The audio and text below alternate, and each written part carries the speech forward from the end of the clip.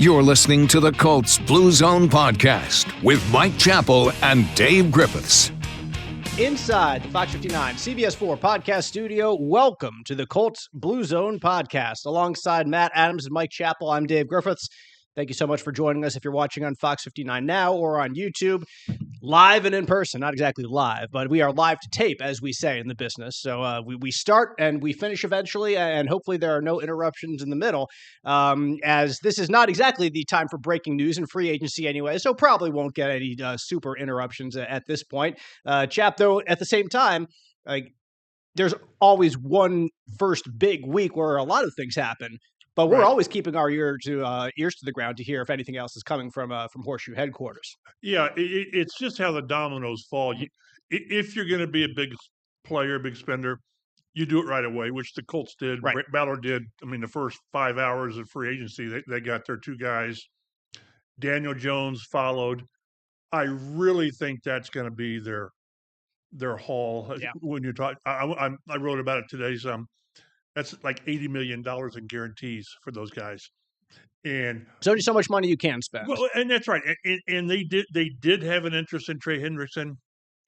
The cost in draft compensation was too steep. Exorbitant. They were, from what I understand, they were willing to possibly pay what it would have taken money-wise, which we're talking, I don't know, 30, 35 million. A lot of minimum. Yeah, minimum. So let's, at least for this year, Chris Ballard, put his actions where his talk was. And then after you get past that, then you get into the other parts of your roster, the depth that you have to have, the running back, the defensive tackle, another corner that we'll talk about. And I think you're a little quiet until the draft, because now, and what I wrote about today is, I think what was important about what they did last week is it gives you flexibility in the draft. I'm not saying they're not going to take a corner. I don't think they should. Or a safety, I don't think they should, because they've got their guys. It really frees you up to target tight end, which the room is just bereft of talent. It just is. So this draft gives you 2 or 3 options at tight end.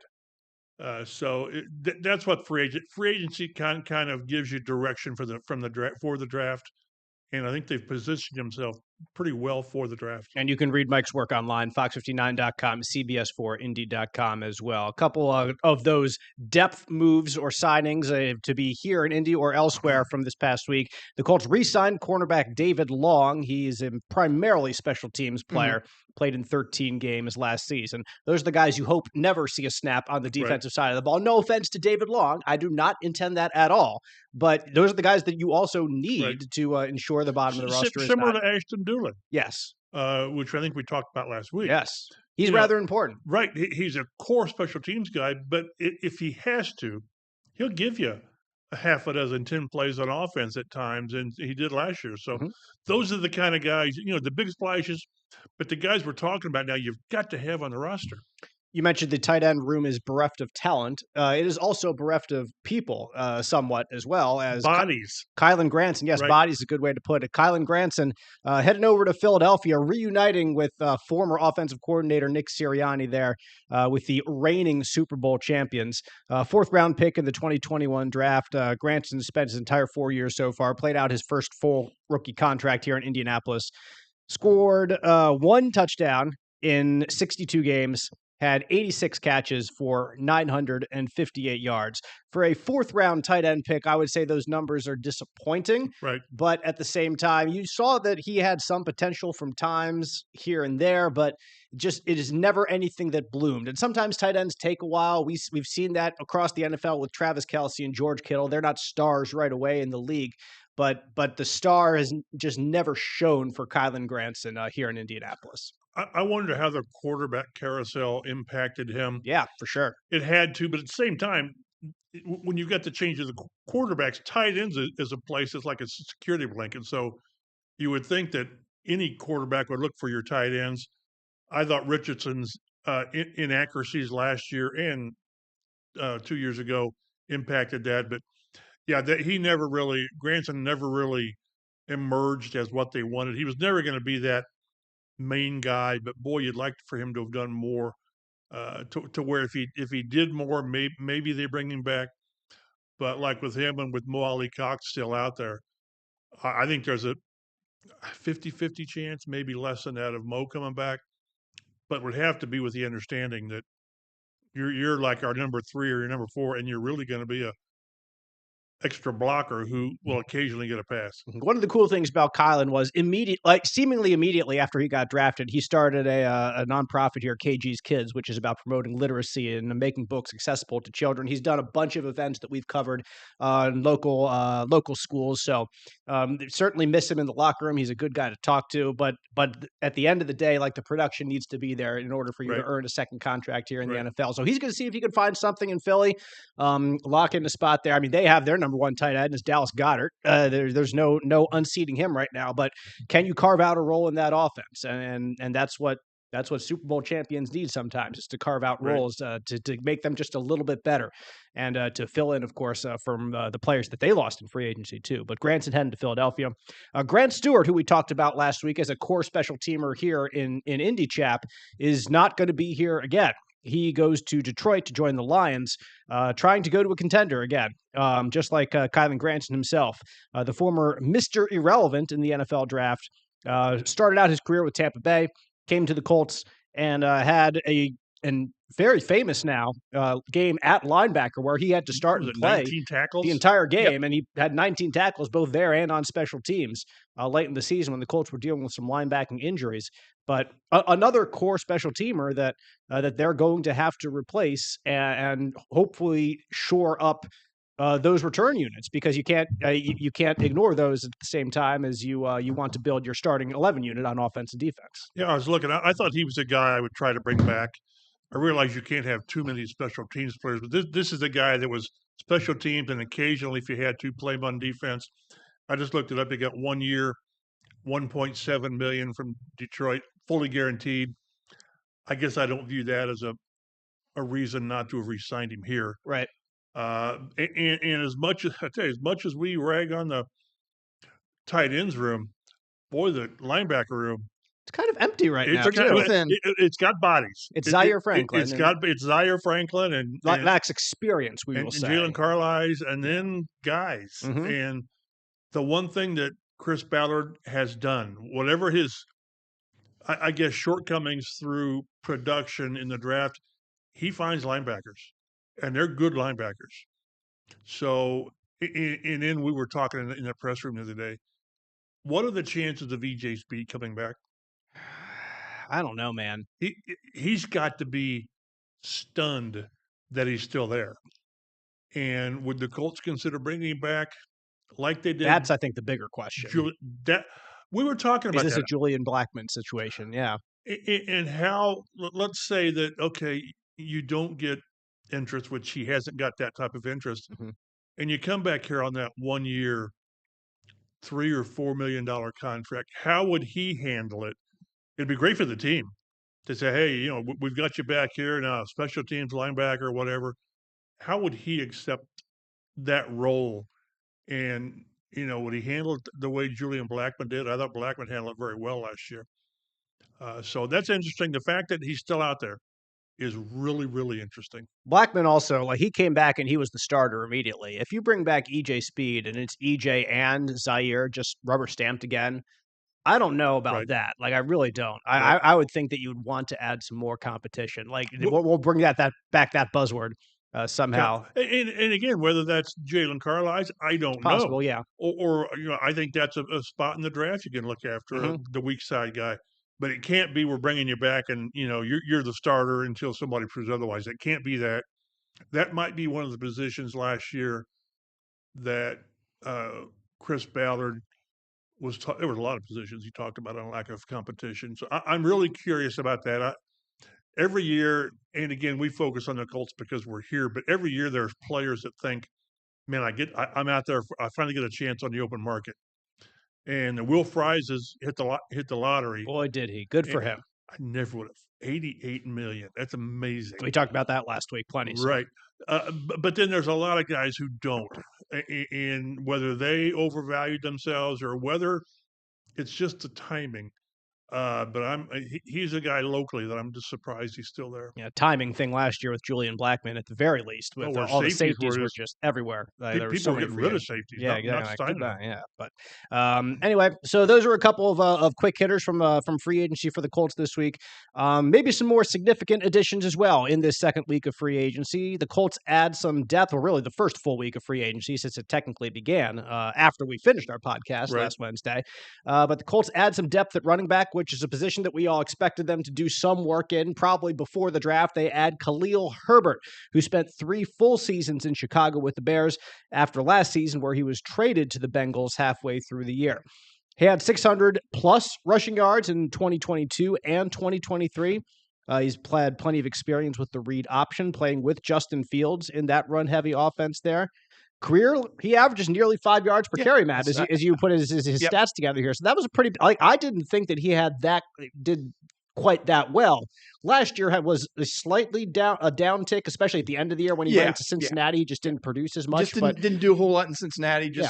It changed team circumstances, different offense, maybe contributed to that. But overall, like even in some of those other seasons, he had like 5.5 yards per carry when he was. So he can be very effective, and that is a number that really popped out to me. So yeah, Chap, there's a position that is, as much as you're not going to add competition for the starting role behind Jonathan Taylor. No. That's not what you're aiming for here. You do need someone to come in and be a patching back, a backup who can give him a spell for a drive, or hopefully not an entire drive, but at least a couple of snaps on a drive before JT comes back in and is ready to carry it across the goal line.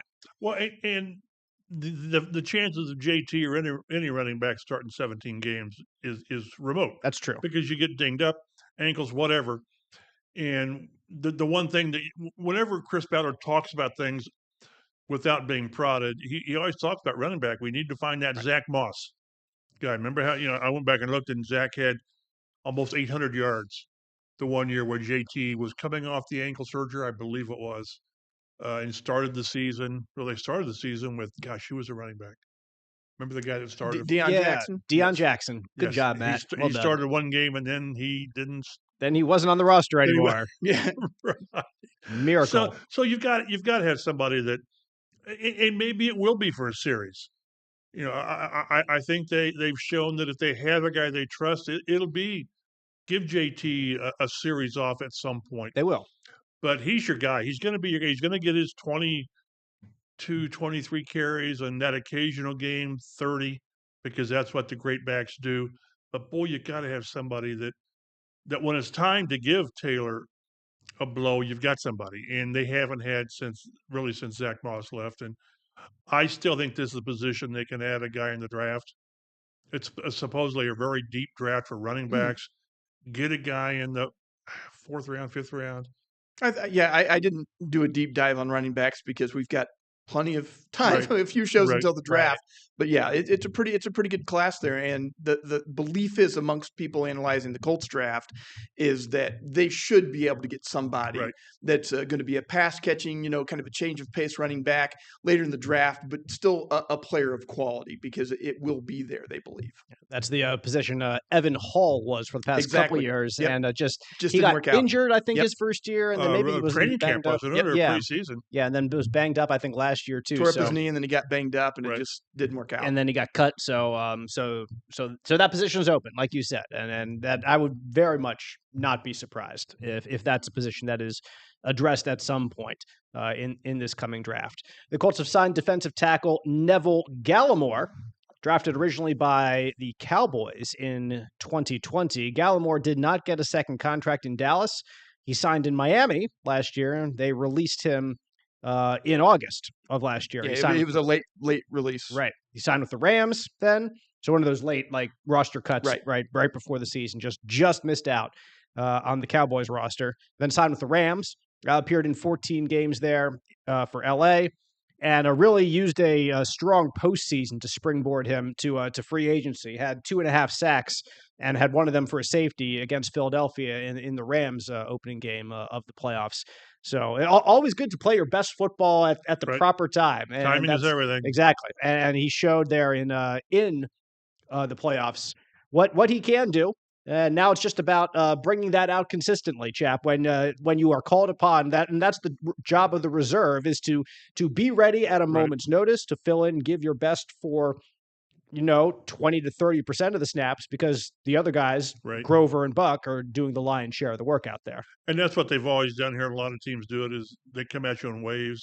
They want 8 or 9 guys, kind of like the offensive line, although maybe more so with the defense, the way they move guys around and in. And we talked to him I guess earlier this week, maybe it was, or last week, whatever. And I thought he said that he's played more 3 technique in his career, which would be Buck's backup. Right. But I just think they're versatile, and they do need another run stopper. It's not going to be Taven Bryan, although he was more of a 3 technique guy. So they need to find. They thought they had it with Raekwon Davis, and that was $7 million, not well spent. Mm-hmm.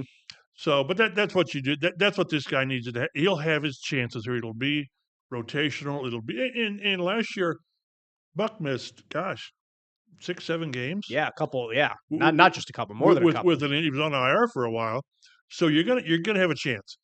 And when you have the chance, you don't want the drop off to be super. So again, he will be given every chance, whether it's as Grover's back, or whether it's with Buck. There will be time. He'll be in there. These are the signings. Like I said, you have to have. You've got to have waves of people at positions. And that's what they've got here. And again, there's positions that still need to address, offensive line and tight end elsewhere. But they're never going to let the defensive line be short of people they think can play. So you're saying this is not like saying, that we signed that Neville Gallimore, so there's no way the Colts take a defensive tackle here in the draft. That's not the level of player caliber we're talking about here. I would hope they don't think they need a defensive tackle at 14, just because. But I've seen people project it, and I checked some of these mock drafts, and a couple guys have tackles one of these guys. But I think this team's in a position to where they need to look elsewhere with their premium picks. So, like I said, 2.5 sacks there in the playoffs gets him a good look from the Colts, and they'll hope to see some more of that production over the coming months and seasons. The Colts also signed cornerback Corey Ballentine, played for the Giants, the Jets, the Lions, the Packers, so he's been a little bit around the block in the NFL. Also a strong special teams player from his career, and can add some secondary depth, though, too. He probably won't do too much for the Colts in kickoff returns. He was that early in his career. But he has done it. Right. So you just add that to the bank and note that that's there. But Ballentine's, I think he's a smaller corner, like a 5'11" type guy. So he's the guy. He's not very big. So he's the guy you expect, Matt, to be the backup slot guy to Kenny Moore, who you hope never comes off the field. Kenny Moore. Although that's what Sam Womack is. Right. That's fair. Right. But again, you just can't. You just have to have bodies, because again, we've seen it, especially at corner. They had to dip into their depth last year because of injuries. So and the year before that too, with Tony Brown. Tony Brown. Why did he play? Well, we wanted to see what he could do. Why didn't he play anymore? Now we know. Right, and then he didn't play anymore. Remember why he didn't play anymore? Right. Yes. I remember why he didn't play anymore. Do you remember why he didn't play anymore, Matt? I do remember. There was an incident of sorts. Oh, no. Was he in the? It was wide receiver, Isaiah McKenzie, wasn't it? Yes. And then, okay. Don't do anything to bring attention to yourself. And exactly.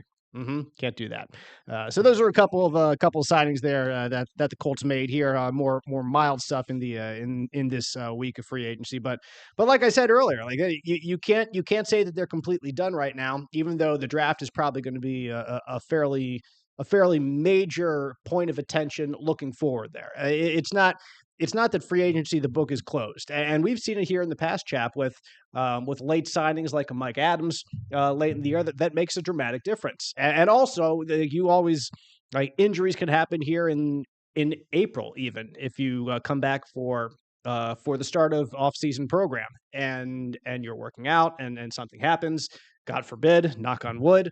But the late summer editions are also important to look out for. So we'll kind of table this conversation, I guess, for a time being, probably as the free agency is probably done for now. I think it'll settle down. Yes, and then we could turn our attention here on the Colts Blue Zone podcast to the draft in the very near future. You are watching the Colts Blue Zone podcast on Fox 59 now. A couple of different players introduced who were free agents as well at Colts headquarters this week with the media, whether on Zoom or in person, whatever it was. In person. Charvarius Ward, Daniel Jones spoke last week, and let's see. Cam Bynum spoke this week. Thank you, Matt. Right. And so there was plenty on the docket to ask all these guys. Chap, I guess we should probably start with Daniel Jones because he is the quarterback, in fact, and will be competing for the number one job. Your first impressions of QB2, who could be QB1 at a moment's notice this year? Not exactly a great first. I'm talking from a media standpoint. Very understated, low key, which that's fine. We've had so many guys come in through here that were bombastic and then they couldn't play. But he was very understated, quiet. But this is the guy that has to push Richardson. And I said from the start that Richardson has to be able to beat out a Daniel Jones. If he can't, then you were wrong with him. And then I don't know where you go. But it's funny. I've seen a couple of sites where they grade off season the free agency, and one place gave the Colts a D-. Ooh, harsh. I'm thinking, and it had to be based on Daniel Jones. It just had to be, and that had to be based on $14 million with a chance of getting 17. Yeah. And all I would argue with people is, okay, you don't want Daniel Jones. Then who? Give me a name that they were going to sign somebody. They were going to sign a veteran. This wasn't going to be a third-round pick to come in and challenge. So give me a name. Matt, give me a name. If it's not Daniel Jones, who? I mean, that is the question. They didn't go after Justin Fields, or they didn't want to pay for Justin Fields. They weren't going to pay for Sam Darnold. You know, that was way too much money. They weren't going to trade for Geno Smith, for instance. They weren't going to do anything like that. So what else is out there? You really wanted Jameis Winston? Zach Wilson? I mean, none of those could have gotten them a good grade. But we've talked about that from the start. Is this was a bad offseason and a draft to be finding your quarterback. Yeah. A lot of times it's hard to find your veteran guy because, veteran quarterbacks are out there for a reason. All free agents are, but quarterbacks especially. This is, from a career standpoint, this is damaged goods, Daniel Jones. Whether it's with his doing or the Giants doing, a combination of both. It didn't work. Flamingly, it didn't work in New York. But we've had 3 or 4 examples of guys that it has worked when you get that second chance. But he will be given every chance, I assume, to win the job. But doggone, Richardson needs to be the guy to win the job. That's what everyone inside the building wants, except for Daniel Jones, which is a weird place to be. Needs. Yes, you're right. You're right. And I just have to believe that this is like when they start. Somebody takes the first snap. It's got to be Richardson, which it's got to be, obviously. And at some point internally, you've got to believe in your evaluations that Richardson has an advantage just because. But I think that Jones will push him, should push him. I'm really curious to see. We talked about this last week, I think. I'm really interested to see how this competition goes and how they spin it when the time comes on who gets the job. And when Shane Steichen says Anthony Richardson is our starting quarterback for now. Mm-hmm. Yes. I can't wait till I'm eager to see how long it takes them to name the starting quarterback. It has to go through preseason. It has to go through a couple preseason You would games. certainly think so. Like injuries notwithstanding, of course. But yes, that was me knocking on the Well, but table. it only went one preseason game as a rookie. What did they play? 3 or 4? Did they play? They played 3, yes. So it's not like, it has to go through most of preseason. It just has to. You would think so. About the competition, Daniel Jones, his quote from asked about, like Chris Ballard just talked about making this a real competition. Is that what they told you? Daniel Jones says, quote, I think that's been the communication. It's an opportunity to come in and compete. I'm looking forward to that. I think I've had a lot of fun and a lot of respect for Anthony watching him. I think he's certainly a talented young player, and I think the competition aspect of it brings out the best in everybody. I think we're both interested in helping this team win games and whatever we can do to help that happen. So nice cookie cutter answer there from Daniel Jones. We got a lot of cookie cutter answers. It seems like it. Sometimes that's what you need to do. And trying to kind of, if you come here from New York where things flamed out and you deal with the New York media all the time, like maybe it's for the best to completely stay below the radar here in Indianapolis and try to not take any shots or take any type of risks in what you're saying. So I understand. Like it seems like that's the kind of guy he is anyway. Right. But at the same time, I think that's the right approach in this situation anyway. There was a story on social media. I couldn't get it because it was behind one of the firewalls, or paywalls. I mean, and it was from New York about all of his a lot of his former teammates talking with him, and they all had great things to say. That's good. About the kind of teammate he was, and just sort of how it didn't work for whatever reason. So this is not a bad guy by any stretch. This is probably a quarterback who simply just needed a fresh start. And this could be a good place. It just could be. You've got potentially a good offensive line, a running back. The receiver room is at least decent. I don't want Reggie Wayne to text me. It's a good receiver room. Big fan of the Colts Blue Zone podcast, Reggie Wayne. Right. Tunes in all the time. He'll tune in as soon as we have it on, as soon as Matt gets it up. So this is a good situation. And I'm really curious when the teams, the offseason workouts start April 21st, I think it is. I'm really curious when we get that first chance to talk to AR just about how did the offseason go and how now does he have that it's going to be real competition. Yep.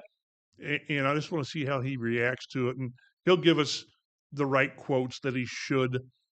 But then we'll see how they handle this when OTA starts. The gauntlet has been thrown, and the gauntlet is Daniel Jones. Right. So that's what it is right now. And that's who Anthony Richardson has to beat. You would love to have maybe stronger competition if you're a fan of this team, but at the same time, Daniel Jones, a first-round pick. He's led a team to the playoffs before.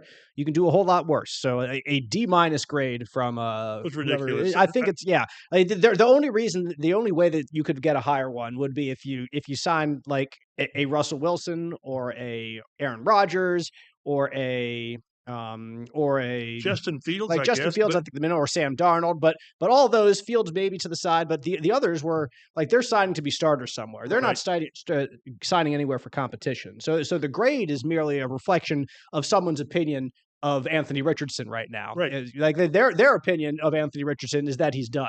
And that's why they gave the Colts a D-, because you're bringing in Daniel Jones, and how's that going to help you? Right. So that comes with an assumption, which may be the right assumption. I'm not saying it's the wrong assumption. Exactly. Yeah. We're going to see. But the way the Colts are approaching this offseason is not that way, that Anthony Richardson is done. So they would see that D- and gawk at it and say, why? We're accomplishing what we want to accomplish by pushing our young quarterback forward a little bit, and this is the way that we can push him forward. By the way, we got a starting corner and a starting safety, both 27, 28 years old, that have played at high levels. Yep. So yeah, I didn't understand that grade. So let's talk about that start. Go ahead. I was just going to say the overall grades for the Colts are kind of all over the board. Yeah, you see a D- in there, but then you see like B-, B+, because they acknowledge that, hey, they do have a quarterback issue. They tried to fix it. They've had a secondary issue, and they got two really good players that they went outside their mold and brought them in. So it's kind of like what Dave mentioned is, and we've always said that no matter what you do, if you don't get quarterback right, it doesn't matter. It doesn't matter. It just doesn't matter. That's true. Yeah. So let's talk about those two members of the secondary who were the big splashes in the Colts free agency period. We'll start with Charvarius Ward, the quarterback. His name's Mooney. Mooney Ward. Yeah. It's I like it. And he seems like a fun guy. Yes. As much as Daniel Jones might lack in the personality department, Charvarius Ward more than makes up for it. So looking forward to talking to him throughout this season, hopefully multiple seasons to come, as he signed to a 3-year deal for $60 million. So said he's a great player. and a little bit of brash talk. He said, why were the Colts so aggressive? Because I'm a great player. That's right. Well, there that's you right. Go. There Obviously. you go. Hello. But he's definitely had a great season 2 seasons ago with the 49ers. Whether he's a great player, I think that is still the jury is out on that from a national perspective. But from him, like you want to hear him say that. Like don't want to hear anything else from your player, from your number one cornerback. You've got to be. Yeah, prime exactly. cornerback. The list of top cornerbacks that are understated is very small. And guys like Avante Davis during his prime was really good, but he spoke very softly. I know. I did. I miss Vontae. May he rest in peace. He was a very welcome member of the locker room, and but they've been missing out on a top cornerback really since then. They've tried to fill it in different ways. Gilmore 1 year, Stephon 1 year, yeah. Like I guess I'll give it to Stephon. I kind of put him to the side almost just because he only lasted half the year. But yeah, that's fair. And it was 2022, which we all choose to forget anyway. So anyway. Charvarius Ward, your impressions on him after speaking with him. I posted on the internet that some guys make the great first impressions, and this guy does. He just, the confidence, it's not cockiness, it's confidence, the way he presented himself. And you can't get into it much, but part of the reason, no, not part of the reason, the main reason that he had a down year last year is he had the tragedy in his life. He lost his 1-year-old daughter. Mm-hmm. And he just said, he said, I sort of retired because he had to be home with his family. He missed, I think, 3 or 4 games, 3 games, I think. It was on the bye. And he came back and he said, my head was or my heart was with my family in Texas. And I had to be here. He said, but it was never the same. And he said he had to get out of Frisco, Santa Clara, but he said he called it PTSD, that everything he saw reminded him of his daughter. So he was, and again, he didn't specifically talk about his daughter because he just didn't, and nor would I expect him to. Correct, but he talked about how it impacted him and how he said, "I'm hungry." So I just thought his first impression was outstanding, and he said, I asked him about, as a corner, don't you need to be confident, cocky, whatever? And he said, you have to believe that you're better than that guy. He said, if you're playing corner looking to get beat or hoping not to get beat, you're going to get beat. Mm-hmm. So I am really encouraged by him. And then we get Cam Bynum, and he was on par with him as far as message. All right, nice. Another guy, another position that is needed in the secondary, safety, a little bit of work. He lives in the offseason in the Philippines, as he is half Filipino himself, and his wife is from the Philippines. But talked about, he said his agent told him he had 10 minutes to weigh his options and make a decision. I had to look it up. The Philippines is 10 hours or 12 hours ahead of Indy. So when at noon on Monday, when free agency opened, it's midnight in the Philippines. Right. On Tuesday. Yes. And he said, they got going, they got offers, and he said, well, I was looking forward to having some time to consider the offers. And the agent said, like you said, you got 10 minutes. You get 10 minutes, which is great. And hey, if the Colts were the one that made the best first impression, fantastic. Right. Because Bynum is a player that could drastically impact the ability of this defense to do what Lou Anarumo wants to do. Right, chap? Right. We go back to Jesse Bates in Cincinnati was a key component in that defense, and that's what Bynum has a chance to be. And it was funny because one thing that Charvarius Ward said, he said, when I play corner, I don't like it when I don't know where my safety is. Mm-hmm. Well, he's going to know where Bynum is because these guys have played. They've not missed many games. So we've been how many times on our podcast we talk about during the season, about botched assignments and guys looking around and making hand gestures at each other at the last second. Nakua wide open in overtime. Yeah.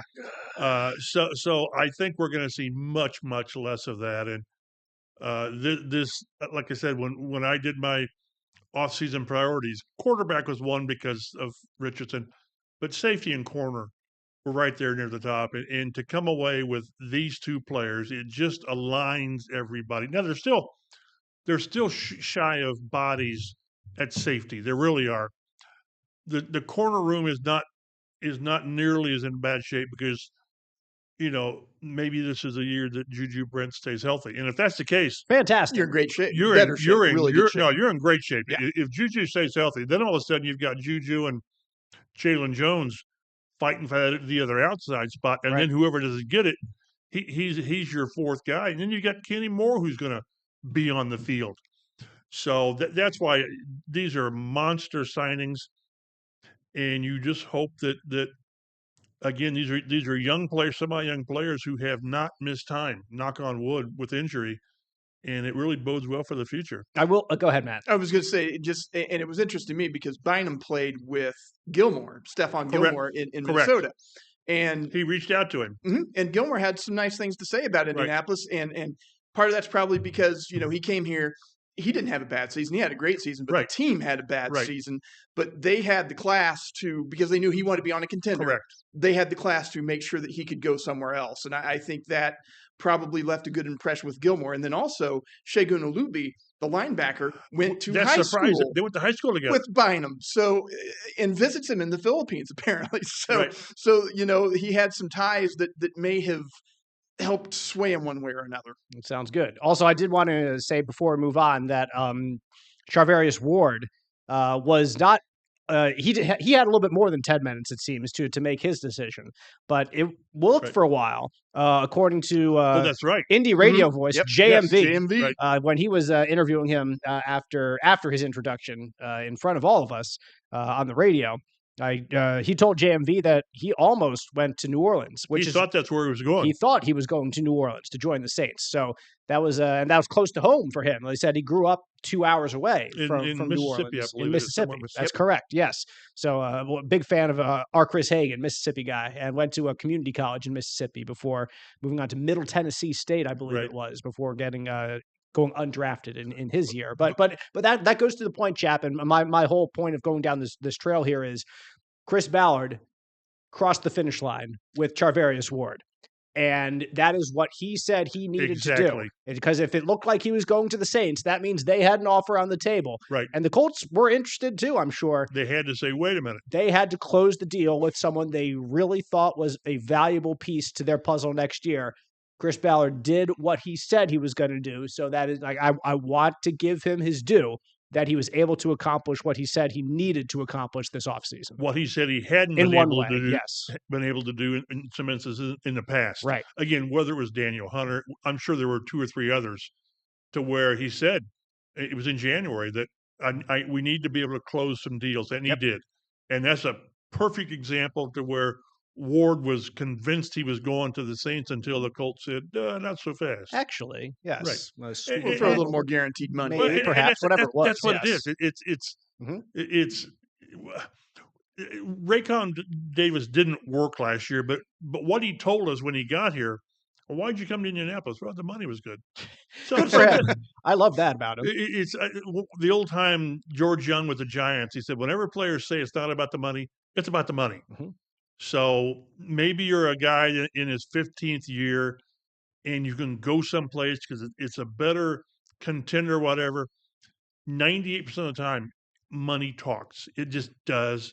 And nothing talks louder than guaranteed money. Right. So, and however you read it, they've given Daniel Jones 13-some million guaranteed. They gave Ward 34, 35 million guaranteed, and Bynum got 30. And what people need to remember is that what Cam Bynum, aside from being a good player, is what he's known for. Celebration dances. Yeah, well, hopefully there's something to celebrate. Right. And he said you have to have fun, doggone it. And I asked him how long it takes, during the week to prepare for He said, not that long. He said, we're athletes, and he'll have an idea, and he'll send his buddies video, and maybe they practice. He said, we'll practice it once and we're ready to roll. So the thing is, you hope to see many, celebrations, and that's have fun. Some guys go overboard, whatever, but it's kind of cool to see these guys celebrate when they do something good, because again, like he said, it's hard to to do big things, and especially on defense. Right. So I hope they get the chance. I'm a big fan of having fun, just so Right. long as it's not catching a 5-yard pass on 3rd and 9 and getting up and celebrating like you just won the Super Bowl. Or you have a sack and you're down 38-14. Right. Yes. What are you doing? There are situations where it's not the best idea, but if it's close, don't go out and have fun. If you're winning, have all the fun in the world. Please do. Please do. And hopefully Cam Bynum has plenty of fun here in Indianapolis. Now that free agency has taken its shape through the first week or so, mock drafts have shifted their course a little bit. They've seen what the Colts have done. So there is certainly much less of a need for a cornerback or a member of the secondary for that first Colts overall pick. So it kind of frees up people to pick other things. And that always happens this time of year after free agency begins, when analysts realize how free agents have moved around in the NFL. That's why it's crazy to put out mock drafts in January. It is, but we read it. That's the thing. We read it. We got to have something to talk about. We need something to talk about on the Colts Blue Zone podcast. I said that, and then here we talked about it back then. Exactly. So, but that's what's cool about the NFL is there's always something to talk about. And I remember when Mel Kiper used to be the guy. Now he's a guy. A guy, right? He's still a strong voice, but it's amazing how you can find 20 mock drafts. I mean, that's sports media today, like Dick Vitale used to be the guy in college basketball. And now he's a guy or a legendary guy to give him his credit fully. But where am I going? There we are. Now that some still see the Colts taking Tyler Warren, the Penn State tight end, but at the same time, Tyler Warren is also kind of, Matt, just moving his way up a couple of draft boards. Yeah, that's the one thing that I really noticed was that. Yeah. It seems like, he was maybe a top 15 guy. And so that kind of that's where the Colts are. They're at 14. And so he would be there. But now some of these mock drafts, he's going 6th, he's going 7th, and there's a good chance that he's not necessarily going to be there for the Colts. So some of the analysts are pivoting in how they're looking at Tyler Warren and the Colts, which I would have told you back in January. It looked like it was a lock if you were looking at the mock drafts, because almost everybody had the Colts taking him. Chap, I think one of the most important things that Chris Ballard has to do between now and the draft at the end of April. I wrote about this. Go ahead. I think we're on the same page. Is realize the plans of the people in front of him and know where Tyler Warren is likely to end up and how much people really do like him. What is smoke? What is fire? Right. And if you really are that interested in Tyler Warren, then dadgummit, you make a move to get in front of that team. You read the 3 graphs in my story. That's right. I read Fox59.com. Between now and then, he's got to determine, is he the guy? Mm-hmm. That's first. Yes, that's a good point. And then maybe number 2 is Colston Loveland an adequate fallback? I hate to use that's a bad phrase. But exactly. That seems consolation prize. I know it's like I'll take him, but can he be the guy good enough? And if not, you've got to move heaven and earth to go up and get Tyler Warren. Mm-hmm. The mock drafts, most of them, the vast majority, either have mocked Warren to the Colts or they had Warren going higher. Right. Normally to the Jets. The Jets is the 7, one that I saw at 7. And that's where all the adjustments, it's always the Jets. And there was one where the Jets traded back to 10. One had him going to Dallas. But the people who didn't have the Colts taking Warren is because they had him going higher. And I don't know. I've not done the NFL value charts. What do you need to go from 14 to 6? Right. To 6. Probably. That's a high jump. It is a big jump. 2 seconds. I don't know. Mm-hmm. And I don't care. I don't care. Because they went last year, and I don't know. We never had a chance to really talk to Chris Ballard about this. We talked about this. They tried to go to 5 to the Giants to get Neighbors. Uh-huh. Did they try then to go up to get Bowers he went 13 to the Raiders, and so they were trying to go to like 11, 12 in that range, or not? Or I've kind of been told that they were really disappointed when he went 13. Mm-hmm. There were probably some curse words in the war room. Mm-hmm. So the fact you were burned once, the fact that you didn't get him last year, Bowers last year, and Tyler. No one's saying Tyler Warren is Brock Bowers 2.0. They're not, but just that he's a really good player, a difference maker. And that just so happens to be the area that you have to find a player. Yep. A player. So if it takes giving up a couple of picks, doggone it, because of where this franchise is and where Chris Ballard and Shane Steichen are. Don't you? I don't worry too much about next year's pick. Now, I would really try to avoid giving up this year's second round pick. Buku bucks, as you might say. Right. So I don't know. It's but no, we're on the same page. If he's the guy, then how much is it going to take? Go get your guy. Right. And take out. Boy, we hope he comes to us. Remember they moved up with JT in what year was that? Was that 2021? 2020. 2020 draft. Where they get Michael Pittman at whatever he was, 30, whatever. Yeah. And they were sort of waiting for Taylor to come to them wherever they were. And I think the owner said, no, let's go get him. If you want him, go get him. They moved up a couple spots to get him. Yeah. So now it's different in the second round. Yeah, it is. As opposed to going from 14 to 6. To 6 was probably where you'd have to go. Those first round picks have so much value. Right. So you're going to have to give up stuff. I would not like to give up, again, the second round pick this year because you can get a pretty good player in the second round. But beyond that, boy, unless you believe Colston, Loveland, there's not as big of a drop. That's a huge comparison. So yes, I think that's a good addition to what I said a little bit ago. Like if you believe Colston Loveland is close, then and you couldn't get up from 15 to 5 last year, right. Like the price is probably not going to be that much different. It's not that much different, is it? You're right. Year. I don't think so. Very similar. Like maybe it's a little bit better for you because quarterback isn't exactly as big, and there's not the same level, I don't think, of offensive playmakers in this year's draft, or at least it seems like that. From but Kuiper and a couple guys are pushing. Who's the third quarterback? Dart. Yeah, Jackson Dart. They're pushing him into the first. All it takes is into one the top team. 10. It takes exactly one team to fall in love with him. That like the Giants fell in love with Daniel Jones and they went and took him. And it takes one team to love a guy. And the more players who are pushed into the top 10 for whatever reason, others go down. No one has Tyler Warren going top 5, top 6. Right. It's again 7 seems to be the spot with the Jets. And who knows what they're doing. Yep. I mean, it's the idea is to give Justin Fields a tight end. Well, as everyone knows, the New York Jets are fantastic drafters and have been throughout their history and always take very valuable players in the first round. So we'll see what. But they simply cannot sit and hope and say, there's a 50-50 chance he falls to us. You can't do that. No, if he's the guy, you do it. And if he's not the guy, like if you go into him and you're like, him, Colston Loveland, then you stay where you are and maybe even move back some if you think that is doable. If you think 14 is too rich for Colston, but then you do that and then somebody takes him at 16. That would be brutal. If then he's your guy and then you get swiped over like that. So that's always got to be a risk when you move down. Right. And Chris has moved down in the past. He did it. Right. He's done it in the first round when he traded back. I don't know why it's slipping through my fingers. We'll get fresher on that when we get closer. But he's done it before. Anyway, all that to say, that's where the Colts are right now in terms of the mocks. And again, they've got all 7 of their picks.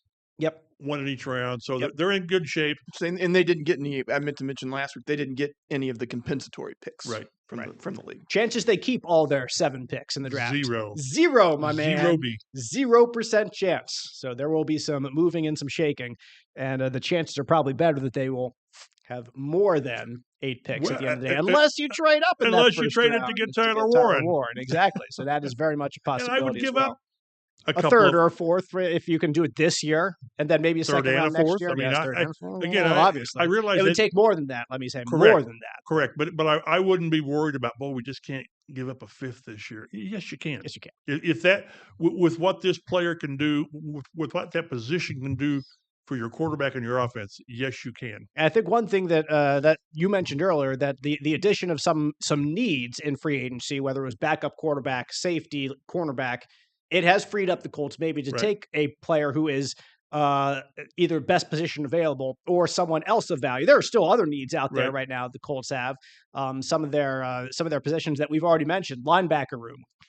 are people there, but in terms of experience, kind of lacking. They're tight end room, offensive tackle. Like there are still needs that this Colts team has, but I think we can go into depth further. I think in coming weeks as the draft gets closer. But are those kind of those to me are the three that I still see as needs: is offensive tackle, like a swing tackle. Now that Gonzalez is probably going to be your starter, but Braden Smith's in his last year. Braden Smith is perhaps in his last year ever of playing. Well, it's the last year of his contract. Definitely the last year of his contract. But a swing tackle for that, a backup or starter on the linebacker alongside Zaire Franklin, and maybe the second round can give you that. Some bodies in that tight end room also as well. So those are their needs are still out there. The draft can in part help fill some of those holes. Right, and again, like I say, with that, just to drive it home, that's what getting Ward and Bynum and give you the option to do. Jones really doesn't factor into that. You weren't again. That was never going to happen. You couldn't even sell the franchise. Well, we like this guy in the third round, and he's going to push AR. No, good for him. Yeah, I like him in the third round too. I don't like him to push your. Right.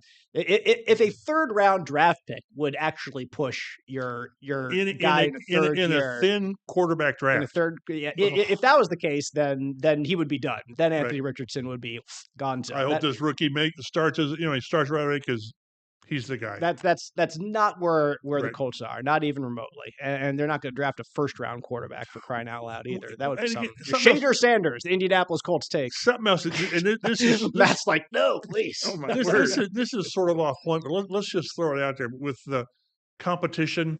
Mm-hmm. That's the buzzword of the offseason competition. And James Boyd's been hotter on this than I have. The Athletics, James Boyd, yes. Right. Is they re-signed Spencer Schrader. 2-year deal. And competition. And I sort of thought, well, you always bring in a kicker because you do. You always do, yes, that's true. But how secure should Matt Gay feel? He was 28 for 28 on 49 and in, and 3 for 9 on 50 plus. I think he's 11 for 22 on 50-yard attempts since he's been here. And he came here hitting, gosh, I want to say 80%. So he hit all of them against Baltimore, it feels like. True, yeah. Right. Well, correct. I was there for that one. That was a good one. So, I mean, yeah, I'm curious how the team views Matt Gay. You can save cap money. I mean, he counts like $6 million against the cap, so you can save 2 or 3, which that to me is not the issue. It's, do you think you need to get better? And in this instance, better long distance without giving up. 28 for 28 is pretty doggone good from 48 in, but gosh, there was one time in the last couple of games where there was a 50-yard attempt, and I'm thinking out loud, can you move that to like the 49 and give him less of a run up? Just a little bit. Yeah, exactly. So it's a 49-yarder. So I'm curious how the team views the competition between Schrader and Matt Gay. That'll be an interesting topic, I think, throughout this offseason. And they, like I said, they signed him to a 2-year deal, which they can release him. And I don't know how much is guaranteed. Say there's much guarantee. There's probably $30,000 or $40,000 guaranteed because they do that. But it's still money that goes to that second year. That would be. I'm curious. I'm going to be watching that, and I'll give James his props. He wrote about it in the Athletic, and I thought, yeah, that's something to think about. It's fair. That is certainly fair. And there'll be more topics to discuss over the coming weeks for sure. You can follow us on Twitter at Colts Blue Zone. Subscribe, get us delivered to your podcast listening device as soon as we drop every week. Follow us individually on Twitter. Matt Adams at Statomati. Mike Chappell at MChappell51. I'm Dave Griffiths at DaveG_sports. We appreciate you listening, and we'll see you next week on the Colts Blue Zone podcast.